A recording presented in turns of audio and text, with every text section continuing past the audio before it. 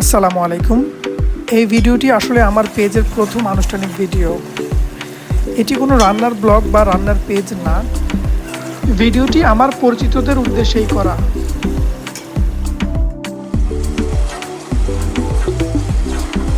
আপনারা জানেন, ঢাকায় একা থাকার কারণে আমি নিজের রান্নাটি সবসময় নিজেই করার চেষ্টা করি। তো অনেকেই জানতে চান যে আমি আসলে কিভাবে রান্না করি বা আমি কেমন রান্না করি।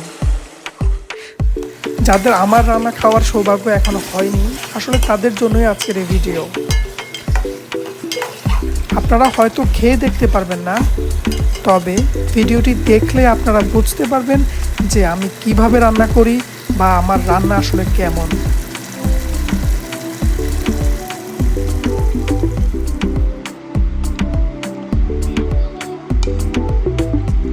ধন্যবাদ সবাইকে।